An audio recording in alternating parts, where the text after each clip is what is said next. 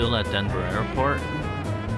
I'm about to board the flight, but for dinner I'm having an empanada, which was $6, and lemonade, which was $3. It took a lot of discipline not to tip.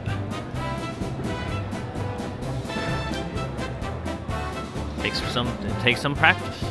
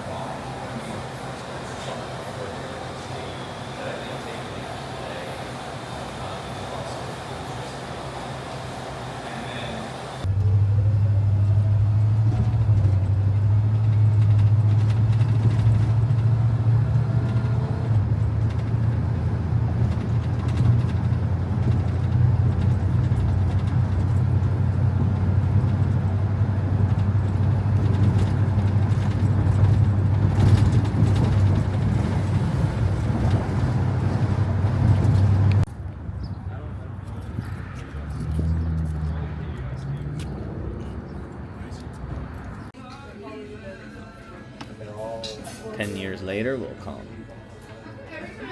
That's for sure. 10 years later will come. We gotta be healthy though. Gotta be healthy. Health is important. We might die before that. You don't want to die. Right, something right. I might also make it in Korean. I'm kind of thinking about it. My view right now, channel view is not good. Just my friends are watching only, so some people. So I think I might make it into Korean content. Maybe Korean content can have better viewership. And then maybe it makes sense for me too. I'm trying to advertise to them anyway. Yeah. Why make it in English? 10년 뒤는 옵니다. 10년 뒤 100% 옵니다. 지금부터 준비를 해야 되고 건강이 중요하죠. 건강하지 않으면 아무 의미가 없습니다. You wanna say it in Japanese and then Konnichiwa. Konnichiwa.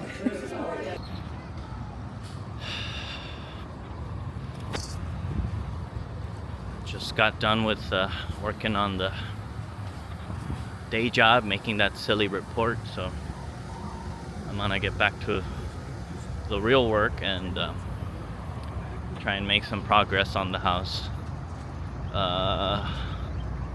Gotta pick up a few things like a new paint roller, a block plane, for trimming the drywall, and then I'm gonna try to fix that drywall hole in the room, and then hopefully with mudding, because I'm new, Koji can come and help. So we'll see. See ya.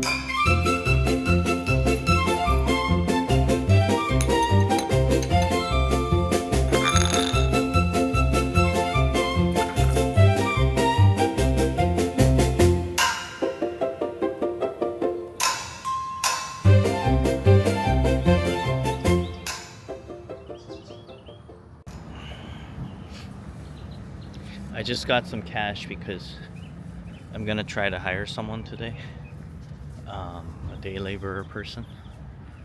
So we'll see how that goes. I took some Spanish, and then there's ChatGPT, so I think communication's not an issue, but we'll see. We'll see how it goes.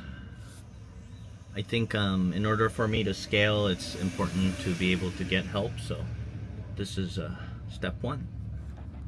A few moments later.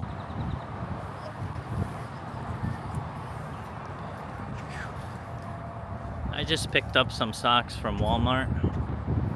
Ninja Turtles. Ninja Turtle socks. But yeah. But just got finished working with some hired help.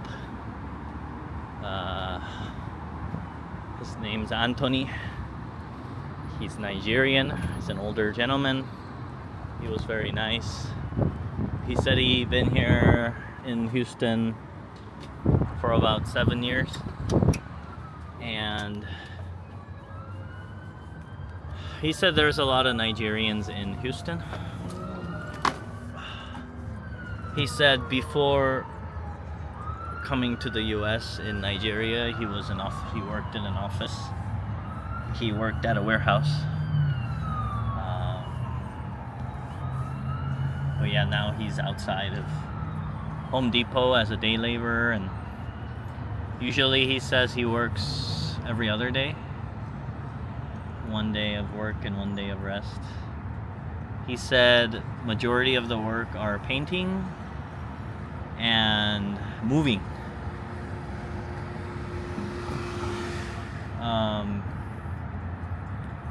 He was a big help today. He was quick. He got a lot more done than it would have taken me, but then again, he's not really paying a lot of attention to the details. So that's a little bit of a difference. I think that's what you're paying for, I think. So I have to go finish up after him. He pretty much did 90% of the work, and I have to go and finish it off with a little more attention to detail. I'm supposed to work with him again tomorrow. I said let's work again tomorrow. At 9 a.m. I pick him up again at Home Depot. But tomorrow's a little more tougher job, and he was not too old. He's probably like in his 50s. But he was struggling a little bit too today, bending down, kneeling, making ojisan noises. So yeah, I don't know. Adding flooring is, you gotta be, kneeled on the floor the whole time pretty much. So I don't know if he's gonna like it.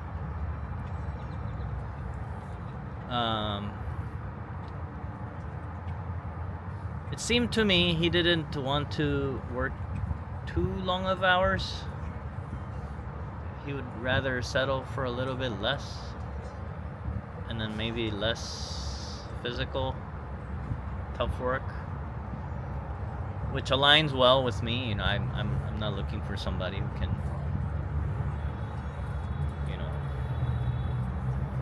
sweat the whole day. I guess just taking it a little bit easy is fine.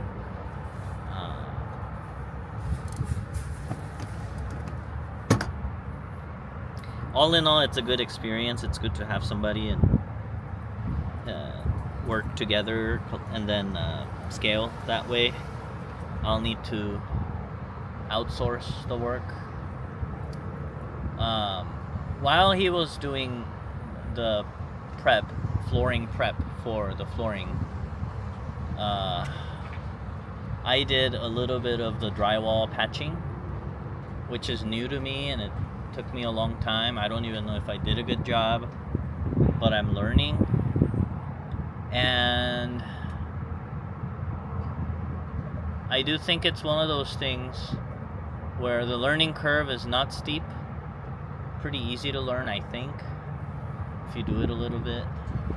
I also think I'm not trying to make it perfect, so I have some leeway.